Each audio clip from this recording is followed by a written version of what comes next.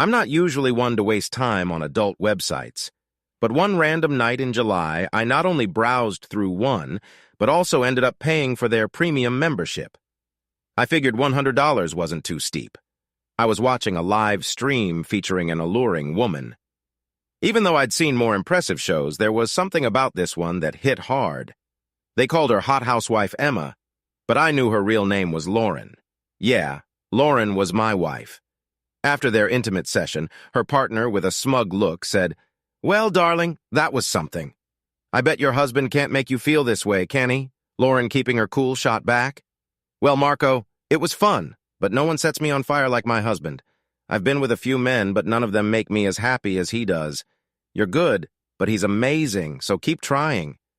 She gave him a smile.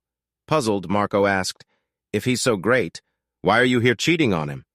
Lauren's smile didn't waver as she replied, "I didn't plan this, but I enjoy the thrill. I'm glad you're part of it. Plus, I can get away with it, and hell never find out. I love my husband with all my heart. It makes me appreciate him even more. That $100 was worth every penny because I found out what my wife was up to without needing to hire private detectives. You might be curious how I ended up on that site in the first place.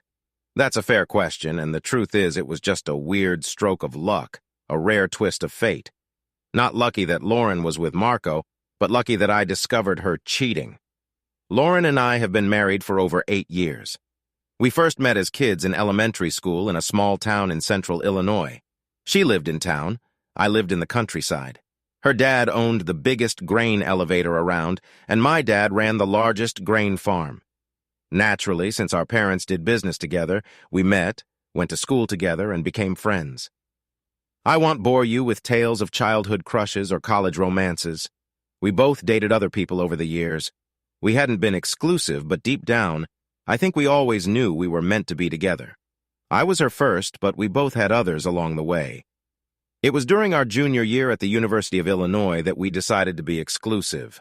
A year and a half later, just after graduation, we got married. We both earned degrees in business administration. Life was great, or so I thought until that July night. 3 years ago, Lauren's parents retired and moved to Phoenix, Arizona. Lauren, her sister Mia, and her brothers Ted and Evan bought 48% of the grain business from their dad. He wanted to keep control for a while to support their growth financially, but eventually he let them own it outright. Mia is married to a friend of mine, Max Bennett, another grain farmer. He manages a farm just slightly smaller than mine. We live nearby and often hang out together. Ted and Evan run the grain business, while Lauren handles the finances. Mia works there too, dealing with customers and managing grain sales. It's a real family operation with a few extra employees for trucking and grain handling. They hire part-timers during peak seasons. That's enough backstory. Let's get into how I caught my wife with another man online and what happened next. The Gentry siblings worked hard to finalize the deal for the grain business. I wasn't heavily involved, but I knew they had to put in a lot of effort. They had meetings with banks, the Illinois Department of Agriculture, insurers, and more. They were exhausted by the end. Fortunately, this was all during winter, their slow season. For me, it was post-harvest, so I didn't need Lauren's help on the farm as much as during planting or harvesting. She didn't do farm work, but managing too. 200 acres of corn and soybeans kept me busy, and I relied on her for errands and various tasks. Since things weren't hectic, Lauren and Mia decided to take a few days off at a spa to relax. They booked a 3-night getaway and came back refreshed. They liked it so much they planned another spa weekend in July once planting was over. It was during this trip that I stumbled upon the online video. Daniel Stone, an agent from the Illinois Department of Agriculture in our county, stopped by during a routine visit. Lauren and I had known Daniel since college, and when he asked about her, I mentioned she was at spa. Daniel gave me a strange look and hinted that something shady was going on there. He mentioned a cousin who worked there as a masseuse and had heard scandalous stories about the place. He suggested I check it out online. I enjoyed browsing the internet, so that evening I decided to dig around and eventually found Spa. It didn't take long to find the live feed, and then the show began. I could recount the events of that night, but what's the point? I went through a storm of emotions, hurt, tears, anger, and depression. All the typical reactions of a man discovering his wife's betrayal. Soon, I found out this wasn't her first time cheating. because Spa had an archive section. With my premium membership, I accessed videos from their previous 2 visits, and from the 2 recent nights Lauren and Mia had been there. For an extra $20 per video, I downloaded 8 videos, costing me $160 on top of the original $100. With $260 total, I had all the evidence I needed to file for divorce. I just hadn't figured out my plan yet, but I knew I had to act fast. I wasn't going to wait a month, 2 weeks, or even a week. The sooner we separated, the better. I had video proof of her being intimate with another man at least 8 times. In fact, she had been with 2 different men, Marco and Steve, in the videos I downloaded. I didn't know and frankly didn't care if there had been more than 2. 2 was more than enough. I made several DVD copies of the videos and stored them securely. When my father built our house, he installed a wall safe behind a hidden panel in the office's built-in bookcase. Once the copies were safely hidden, I deleted all references to Spa from my computer and erased the original files. Aside from the DVD copies, there was no longer a trace of the evidence. With everything sorted, I picked up my phone and sent a text to Lauren. "Lauren, this is William. I know exactly what you're doing at Spa, and I have evidence to prove it. Don't bother returning to the house. This house is no longer your home, and soon I won't be your husband. We're done. My lawyer will contact you in the next few days. Arrangements can be made for you to collect your belongings at that time." It seemed Lauren had her phone off and didn't get my message until the next morning, as I didn't hear from her that night. But early the following day, my phone started ringing. Seeing Lauren's name on the caller ID, I chose not to answer. She left a voicemail. "William, what on earth are you talking about? I have no idea what's going on. Mia and I are packing up now and will be home in a couple of hours. I don't understand what you think I did, but you're mistaken. I'll talk to you when I get there and we can sort this out. I love you, William." Shortly after my phone rang again, ignoring it, I let it go to voicemail. It was essentially the same message, almost word for word. I wondered if she had rehearsed what to say when I didn't pick up. Then came another text, repeating nearly the same lines from her calls. Since I didn't need to have an actual conversation with her, I replied briefly via text. "I wonder if Marco would have any idea about what in the world are you talking about, honey? Why don't you have him call me and I'll ask him? As for coming back to the house, I meant it. Don't. It's over, Lauren." I didn't get more text, but later that afternoon she called again, leaving a message. "William, we need to talk. I'm staying with Mia until we can have a conversation and resolve this terrible misunderstanding. Please call me." The next morning, I went to my bank and set up a second safe deposit box in my name alone. I placed one copy of the DVDs in that box, along with the original prenuptial agreement. I also made an extra copy of the prenuptial agreement. I had a meeting with my lawyer scheduled for 11 a.m., and while I was confident he already had a copy, I didn't want to leave anything to chance. When I arrived at my lawyer's office, I was surprised to see Lauren already there. She looked disheveled, her eyes red from crying and her hair amiss. "William, we need to discuss this," she said. I asked, "How did you know I had an appointment here?" She replied, "Julian called me when you set up the meeting." Just then, Julian Monroe, my attorney, came out and invited both of us into his office. My anger simmered beneath the surface as I said, "No, Julian. We won't be going into your office together. Your call to Lauren has shattered my trust. I need a clear answer now. Will you represent me and only me? Players are supposed to be smart, but it seemed Julian missed out on his fair share of brains. He said, "No, William, if this continues, I will be representing Lauren." He considered the grain business a better client than my farming business, probably due to his representation of the Gentry family members. I had my own thoughts on this, believing he'd eventually see the mistake in his judgment. Find Julian. Ensure all my original documents and any available copies of contracts and paperwork are ready by 4 p.m. today. I will either pick them up myself or arrange for a courier. Understand that I've appreciated your past work, but you're making a significant error here. I'll be seeking legal services elsewhere, and my new attorney will contact you soon. Lauren remained silent during this exchange, but then pleaded, "William, why won't you talk to me now to clear this up?"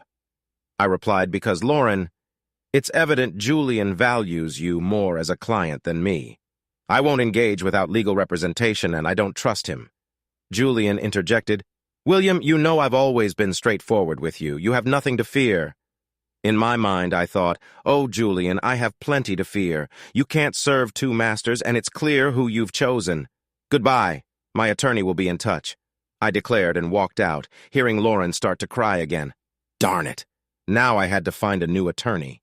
I knew Samuel Mitchell was a highly skilled attorney with a fierce competitive streak against Julian Monroe, so I figured he might be a good option. However, I didn't want to rush into anything without doing my homework. Lawyers like accountants, bankers, and insurance agents are professionals you have to choose carefully, especially since they handle confidential information.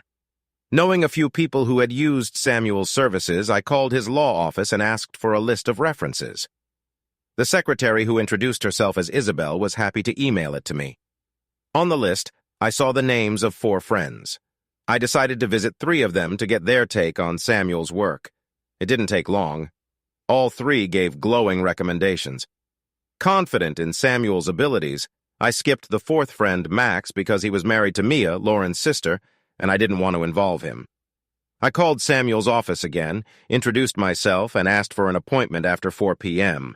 The receptionist said he was booked until 4:30, but would check if he could squeeze me in.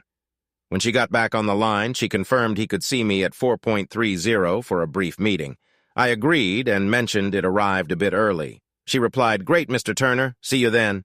At 4 p.m., I stopped by Julian's office to collect my paperwork, but they were still copying it. It's clear they were stalling, probably hoping I'd reconsider.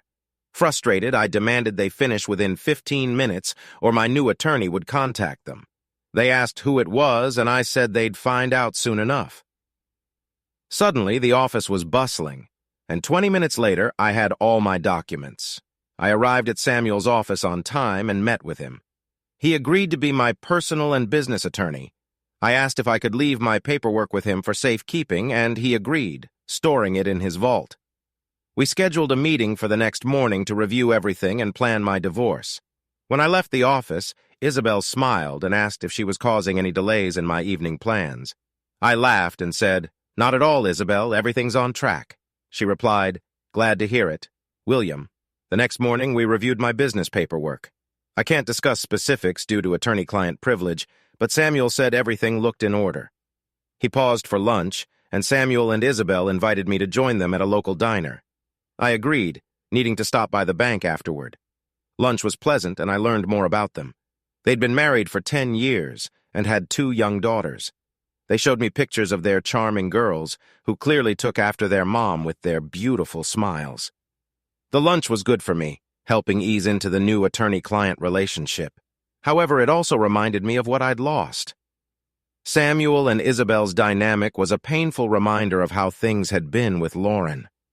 I felt sad and teared up a couple of times. Samuel didn't seem to notice, but Isabel did, and I saw concern on her face. After lunch, I went to the bank to secure my assets and got a $5,000 check made out to Samuel Mitchell Law Offices as a retainer. Samuel hadn't asked for it yet, but I thought it was a good gesture. According to the office, I was ready to continue. Isabel informed me Samuel was on a call and led me to a small conference room. She asked if I wanted coffee, and I declined. She sat beside me and said, "William, Samuel didn't share specifics, but I can sense this is about your wife. If it's okay with you, I'd like to join your meeting this afternoon. Sometimes a woman's perspective can help." On the brink of breaking down again, I nodded.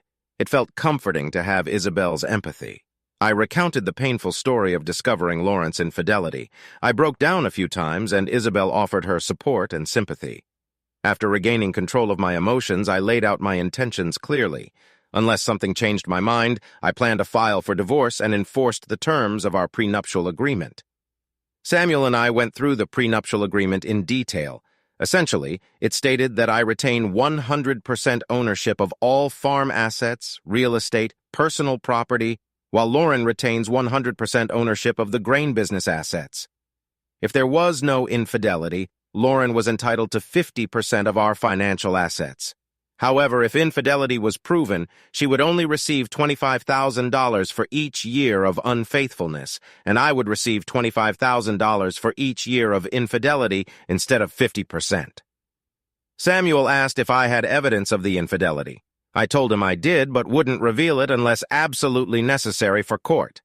I emphasized that I didn't want anyone else to see what I had seen unless it was essential. Isabel, who had been sitting quietly, touched Samuel's arm and nodded in agreement. Reluctantly, Samuel accepted my decision. Over the next few days, Lauren made several phone calls and left numerous voicemails, but I didn't answer or listen to any of them. All of them informed me we had a meeting scheduled for Thursday with Lauren, Julian, Samuel, and myself. During that meeting, I planned to ask Lauren some critical questions, and her responses would determine if I went through with the divorce and on what grounds. Thursday at 10:30 a.m., Samuel and I arrived at Julian's office. Lauren's car was already in the parking lot. We were guided to a small conference room where we waited for a few minutes before Julian and Lauren joined us. Lauren looked much better than she had earlier in the week. She had clearly made an effort to look nice. She smiled and said, "William, I hope we can finally talk and clear up this misunderstanding. I miss you and want to come home." I didn't reply, fearing my voice would betray my emotions. Samuel started the meeting. "We're here to discuss the divorce process for William and Lauren. Both parties should express their thoughts and opinions on how to move forward." Julian added, "My client believes this is all a big misunderstanding and is eager to resolve these issues with her husband." My anger, which had been simmering, flared up. It helped me control my emotions, making it easier to handle the hurt and disappointment I felt towards Lauren. "That works for me, Julian," I said. "Your client can talk to her husband." I turned to Lauren and continued, "Here are the facts. When we got married, we signed a prenuptial agreement, which we updated 2 years ago when you joined your father's business. I've brought copies of the updated agreement for everyone." Lauren seemed a bit shocked, but remained quiet. Our intention was to protect our individual interests while enjoying the benefits of our marriage. Initially, the agreement was to safeguard assets in my family for generations. When you joined your father's business, it was also to protect your family's assets. I went on, in case of a divorce, the agreement is clear. I keep 100% of my family's assets, and you keep 100% of your family's assets. Any debts related to these assets belong to the respective business. Personal belongings like clothing, jewelry, and your car are yours, and mine are mine. Household personal property is divided equally. Farm property like grain bins and machinery remains entirely mine. I paused before addressing the financial division. In a divorce, you would get 50% of our assets if there was no infidelity. However, if infidelity is involved, the terms change. If you divorce me due to infidelity, I would receive $25,000 per year, not 50%. If I divorce you for infidelity, you get $225,000 per year, not 50%. Taking a deep breath, I asked, "Lauren, I'm going to ask you some questions. Your answers will determine if I proceed with the divorce and on what grounds. This will also affect the financial settlements. If you want to save our marriage, you must answer truthfully. If you refuse or lie, it's over. Do you understand? Are you willing to do this?" Lauren, visibly shocked by the details of the prenuptial agreement, quickly regained her composure. "Yes, William, I will answer your questions honestly. I love you and want our marriage to survive. I'll do whatever it takes to make this right and come back home. Lauren, I'd like to record these questions. Is that okay with you?" She hesitated briefly and turned to Julian, who had been mostly silent until now. Julian, being the typical lawyer, said, "Lauren, I would advise against it, but you should do what you think is best for you." My lawyer, Samuel, added, "I agree with Julian. I wouldn't recommend recording this, but it's William you need to convince, not us. Do what you feel is right." Lauren replied, "I'll do anything to fix this misunderstanding? Yes, go ahead and record it. I'm okay with it."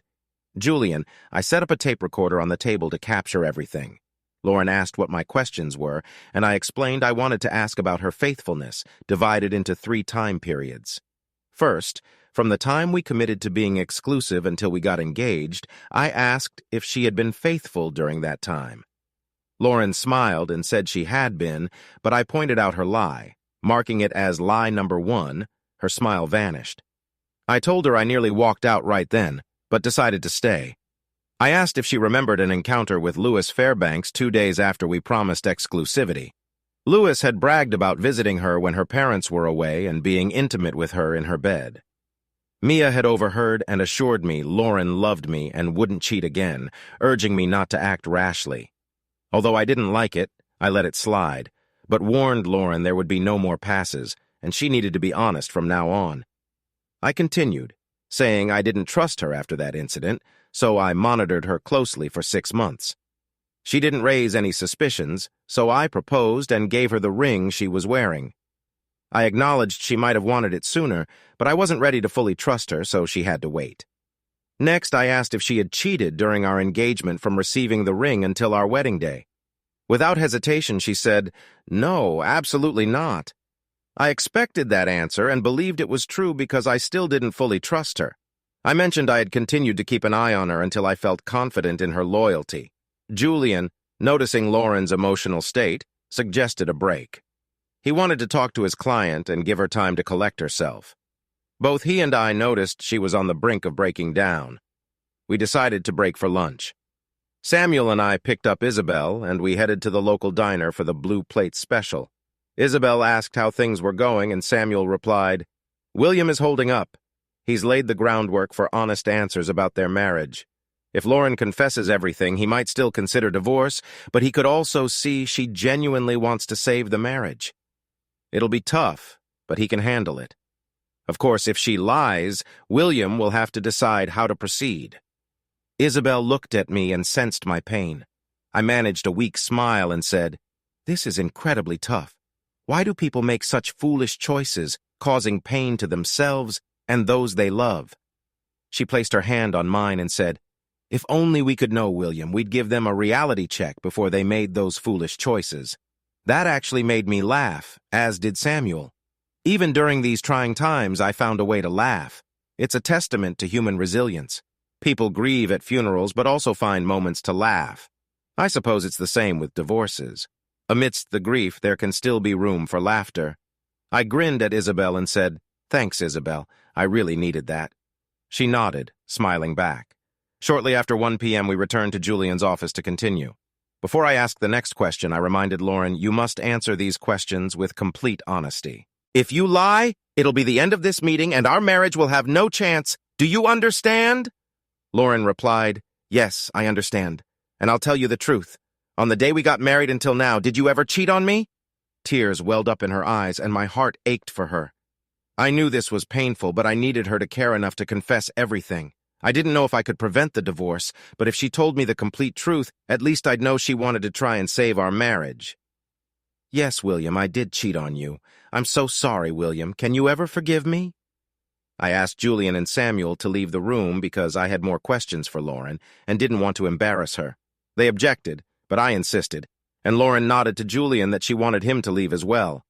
I had her confession of cheating on tape, enough for a divorce hearing. I didn't want the rest of my questions and her answers on tape, so I turned it off. "Lauren, when, where, who, and why?" She sniffled a few times and said, "Oh, William, I'm so sorry. It happened this weekend at Spa. I cheated with one of the masseurs named Marco. I don't know why it happened, William. I guess it was a moment of passion."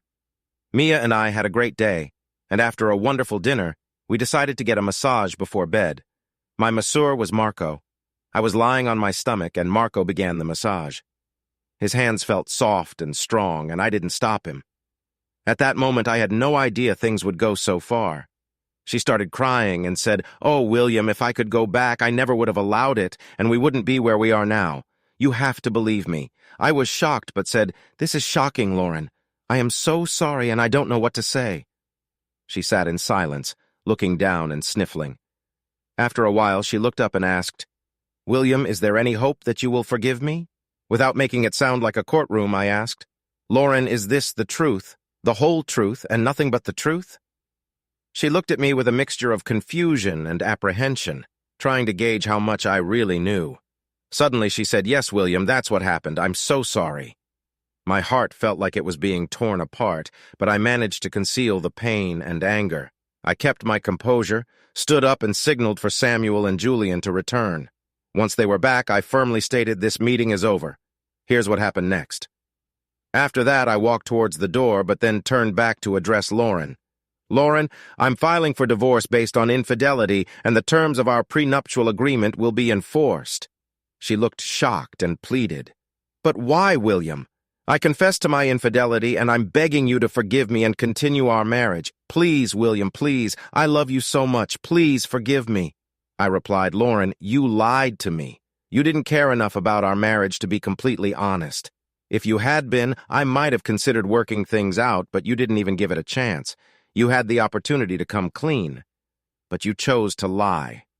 I know you were unfaithful more than just that one time with Marco, and I have the evidence.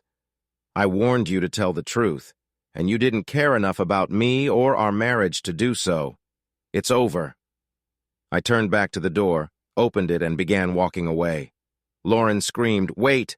William, I'll tell you everything. Everything you want to know. Please don't leave me." I turned around one last time, glaring at her with a mix of hurt and anger, and said, "You were warned. You had your chance and thought you could get away with only admitting to one incident, so you lied." "It's over, Lauren." Then I shouted, "It's over." Samuel quickly followed me and caught up as I was getting into my car. He grabbed my arm and asked, "Do you really want to file for infidelity?" "Yes, I do," I replied. She had her chance. I must have misjudged her all these years. I wanted her to care enough to confess everything, but she couldn't even be honest with me now. "Go ahead and file." I drove back to the house, now just mine, and grabbed a beer from the fridge. Actually, I grabbed two. I sat in my office, quickly drank the first one, and sipped the second, contemplating everything that had happened. I had several copies of the video evidence hidden in secure spots, but I didn't think I'd need to make them public since I had her confession. Suddenly, I realized I had left the tape in Julian's office. I immediately called Samuel. "Hey, it's William. Did you grab the tape recording of Lauren's confession before you followed me?" "Oh, no," he said. "I forgot the tape, William. I rushed out after you and completely forgot. I'm so sorry. I had been meticulous in planning everything, and in my moment of hurt and anger, I had stormed out without the tape." "Damn," I muttered. "Samuel, why don't you call Julian and see if you can retrieve it? But my guess is they'll say they erased it. I'm sorry, but I'll be surprised if you can actually get it. Don't worry, even if you can't, I have enough evidence to file for infidelity anyway." Samuel responded, "Okay, man, I'm sorry. I know you didn't want to use the video downloads, but now you might have to if she can test the infidelity charge." "Don't worry about it, Samuel. Everything will work out," I reassured him. After ending the call, I grabbed another beer from the fridge. Damn, how could I be so careless? I wasn't drunk, just numb as I watched the evening news before heading to bed. I thought I heard a vehicle pull into the yard, so I slowly rose from my chair and went to the back door. Stepping onto the porch, I saw a dark shape just before the lights went out. Something struck me on the back of the head, and then all I saw was blinding light before drifting into total darkness. I woke to the sound of beeping and opened my eyes to look around as best I could without moving. I had learned my lesson from the first time. I saw a nurse sitting beside me. I tried to turn but couldn't move. "Hi, William. I'm Chloe, your nurse. Please don't try to move, okay? Everything will be fine, and I'll explain everything. But please stay still. Do you understand?" I felt something in my throat, but managed to nod slightly. "William, I need to tell the doctor you've regained consciousness and we'll be right back." I nodded again. It became clear I must have been injured and was in the hospital, though I couldn't remember how it happened. I assumed someone would eventually fill me in, so I lay there with my eyes closed until I sensed their presence again. "Mr. Turner, or William," said Dr. Kate. "I am Dr. Kate. You sustained multiple injuries from a beating during a home robbery. Now that you've regained consciousness, I'm confident you'll recover, but we had to restrain you to prevent further injury from sudden movements. I'm sure you felt the intense pain when you tried to move, correct?" I managed a slight smile and nodded. "Yes, we should have been more proactive with the restraints to spare you that pain. I apologize." "Well, remove the restraints now, Nurse Miller. But, Mr. Turner, please refrain from any sudden movements, all right?" I nodded and gestured toward the tube in my throat. "Yes, we can also remove the ventilator. Nurse Miller will handle it." They removed the restraints in the tube, causing excruciating pain in my throat. I couldn't speak initially, but after some time I was given a sip of water and could speak. Though my voice was raspy and painful, I whispered, "Could someone please tell me what happened?" Dr. Kate explained, "William, it's 7 a.m. You've just regained consciousness and been taken off the ventilator. Your throat will be sore for a while, so for now just rest. Nurse Miller will stay with you, and once you've had some time to recover, we'll contact the police so they can talk to you. They can provide all the details of what happened," Dr. Kate explained. "Medically, you have a few injuries. The EMTs arrived in time to revive you, and we were able to reinflate your lung. To put it plainly, you've been assaulted. We'll monitor you closely for a few more days, and then you should be ready to go home." I spent the rest of the day resting with Nurse Miller Chloe by my side. By late afternoon, I managed to sit up with significant assistance and use the restroom. Chloe and I had a chance to chat, and I learned she was a schoolmate from a few years behind me. She was known as Chloe Marlowe back then, but had married Brad Miller and had a 3-year-old daughter named Emily. Similar to Lauren, Brad had been unfaithful, leading to their divorce. I shared what had been happening with Lauren, and naturally she was very understanding. The following morning, 2 police detectives, Raphael Douglas and Marcus Barnes, arrived early to visit me. Before they started questioning, I asked them to explain what had happened. Detective Douglas began, "It appears this was a robbery that led to an attack on you. We found a 2X4 on the porch with traces of your hair and blood on it. There were no fingerprints, so we assumed the attacker wore gloves. There were no signs of forced entry because you came out onto the porch and the door was already open." He continued, "Inside the house, several pictures were taken off the walls. A strong box in your desk drawer was emptied, and all the filing cabinets were rifled through. In the bedrooms, the drawers and closets were searched, and the jewelry box in the master bedroom was emptied. While it's clear there was a robbery, we're not sure what exactly was taken." Detective Barnes added, "Once you're able to return home, you'll need to assess what's missing. The doctor says it might be another 3 or 4 days before you can go home. At that point, we'll go through everything with you to update our reports." Detective Douglas then asked, "What do you recall about the attack?" "Not much," I replied. "I'd had a couple of beers and was watching the evening news when I heard a vehicle pull into the yard.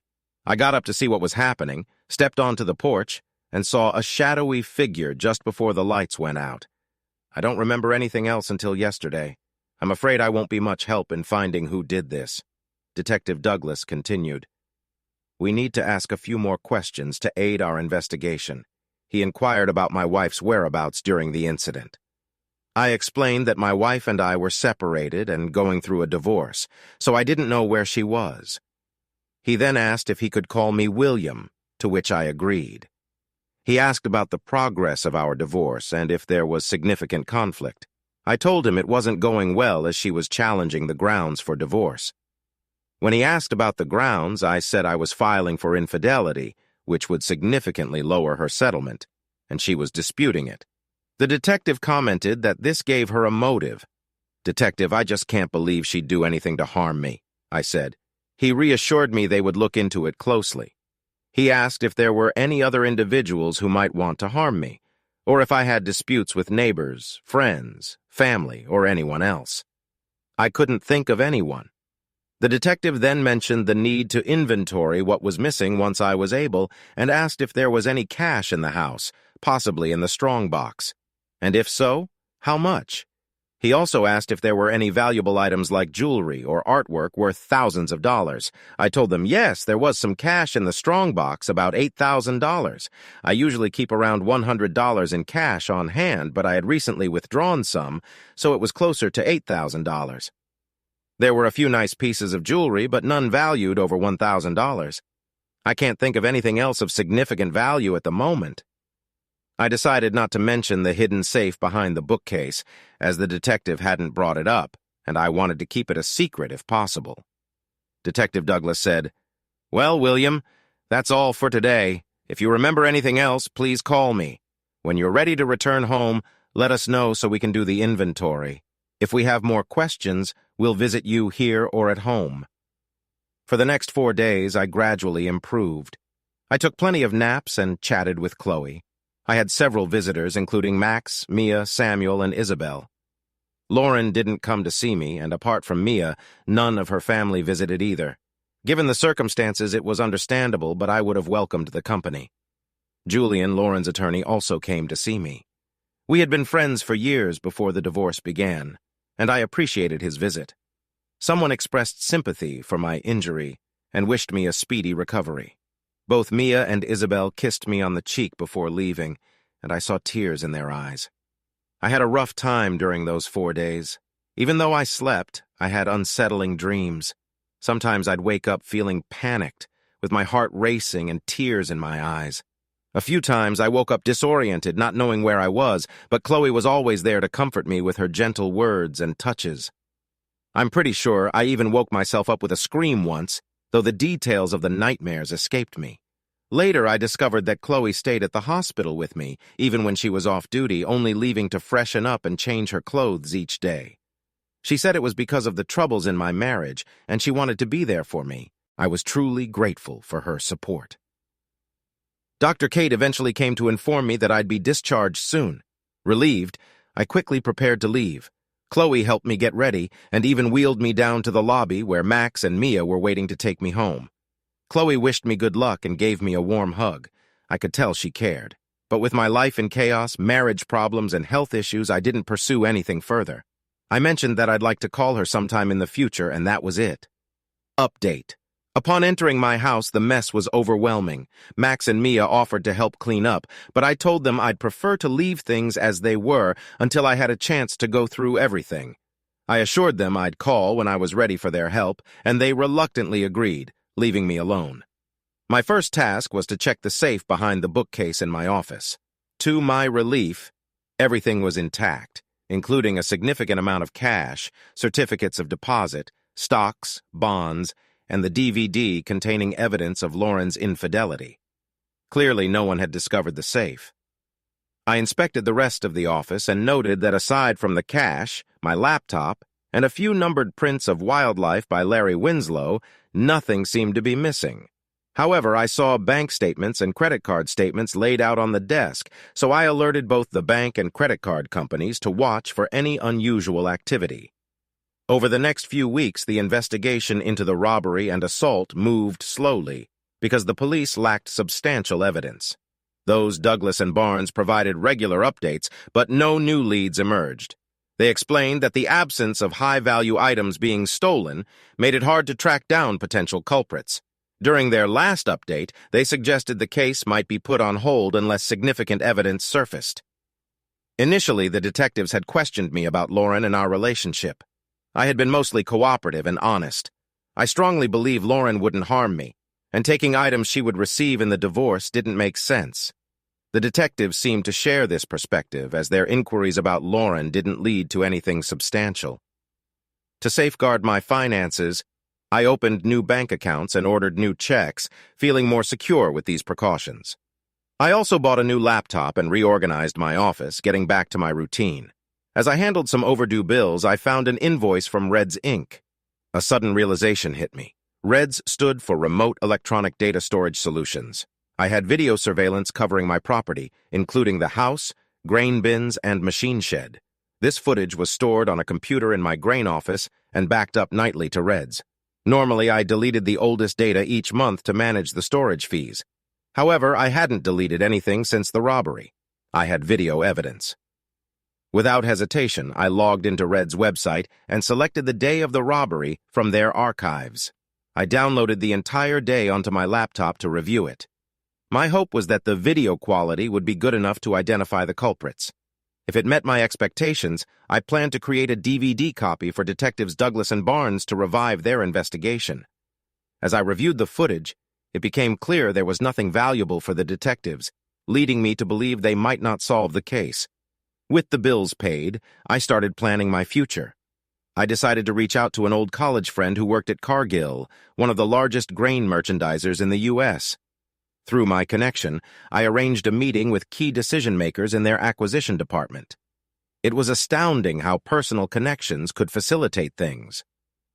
After about 2 weeks, I had finalized my plans with Cargill. I also took a brief trip to Las Vegas. I flew to Phoenix for some business and then returned home to set my plans in motion. I contacted Samuel and had him arrange a meeting with Lauren, her brothers William and Evan, and her sister Mia at Gentry Grain. I instructed him to mention that with the impending divorce, the state's grain reserves might no longer suffice without my grain storage. I wanted to discuss the situation with them and find a resolution. Apparently, Samuel's message surprised them, but they agreed readily to meet. It seemed they hadn't considered the implications of losing my grain. I walked into the office and greeted everyone. "Hello, William, Evan, Mia, Lauren. I assume you understand why I felt we should sit down and resolve some issues." William started to speak, but I raised my hand and said, "I initiated this meeting, so I suggest you all listen to what I have to say before making any comments. I genuinely believe it's in everyone's best interest. First, I addressed the divorce. I apologize, Lauren. I placed the final draft of the divorce papers on the table in front of her. Please, sign these." She responded, "William, I don't want a divorce. Whatever you think I did isn't worth throwing away all the good years we've had. I wish you could forgive me and work through our problems. I certainly don't want to do this here in front of my brothers and sister. Lauren, we're going to conclude this now. There's no future for our marriage, and the sooner you sign these papers, the sooner we can both move on with our lives." She blushed and said, "Well, if you insist on divorcing me, I still plan to contest the infidelity issue. It's the least you can do for me." I knew she would play that card, and I was prepared. If you choose to fight me on the infidelity issue, Lauren, I'll have no choice but to present this DVD as evidence in court. I placed a copy of the DVD on the table alongside the divorce papers. In case you're wondering, it's a video showing all 8 times you cheated on me at the spa. Mia's face turned bright red, glaring at Lauren with disbelief and disappointment. "It's true," I confirmed. "Lauren had affairs with Marco and Bradley. I have 8 videos of her with them, which should resolve the infidelity issue. I gave her an ultimatum: sign the divorce papers or face court proceedings, making it clear I was done playing games."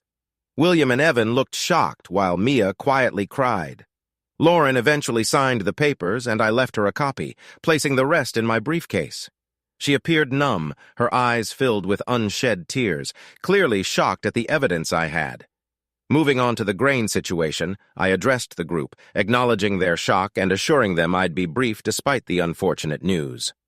Due to the divorce, you will no longer have the value of my stored grain included in your reserves, which puts you in violation of your grain license and loan agreements. On a positive note, I have purchased your father's 52% stake in the business. Your agreement with him lacked a first right of refusal clause, making the purchase straightforward. He was aware of the company's need for my equity and believed I had evidence of Lauren's infidelity, making it an easy decision for him. Consequently, I am now the majority shareholder in Gentry Grain Inc., and each of you owns 12%, making you the minority with a 48% stake. I continued, I have negotiated a deal to sell my controlling interest in Gentry Grain into Cargill, a company constantly seeking promise and grain operations. You have the option to sell your shares at the same price I negotiated, which I consider favorable. However, the downside is that the company is now owned by someone else, and the new owners will assess personnel to determine their contributions. The upside is that as part of my negotiations, each of you has a 1-year job guarantee. Work hard to prove your worth during that time. I also disclosed that I had sold my farm and Mac's farm to Cargill, with Max entering a long-term contract to manage both farms for them, given his excellent performance. The shock on their faces deepened, now mixed with anger. Ted, being the eldest and unofficial leader of the Gentry family, was the first to voice his concerns. "What on earth have you done, William? You've ruined this family business because my sister cheated on you. What kind of man are you? How did you convince my father to sell you his shares? What lies did you tell him?" "Let me clarify, Ted," I replied. "Your father sold me his shares to keep you, Evan, and Lauren out of legal trouble. Instead of questioning the kind of man I am, you should be asking yourself what kind of people your siblings are." I placed a second DVD in the center of the table. This video will provide all the answers you seek about why this is happening. It unmistakably captures your pickup truck in my yard on the night I was assaulted. It clearly shows you and Evan attacking me and exiting my house with my belongings. Consider yourselves fortunate I chose this path of vengeance rather than handing it over to Detectives Douglas and Barnes. Lauren finally spoke up, expressing her dismay at my actions. I responded, "Our situation is different, Lauren. I feel like I wasted my entire life with you. Your family treated me poorly, and you always had a sense of superiority over me despite being my best friend. You were a deceitful partner, promising to be faithful but promptly sleeping with Louis Fairbanks. You disrespected me in our marriage by being involved with those men. I witnessed everything on the videos, hearing every word. You almost killed me in that attack, which makes you a terrible friend." Lauren fainted, and me and Evan rushed to her side, catching her before she fell. After she regained consciousness, I delivered my final blow. "Your father sold me his shares to keep all three of you out of jail. He wasn't very proud of his children, except for Mia, and she will hear about it in the future. As I mentioned earlier, I believe I wasted most of my life on you, but I won't waste any more of my future. I wish you a wonderful life." I then left the room, concluding all the negotiations. I felt free to move forward, and that's exactly what I intended to do.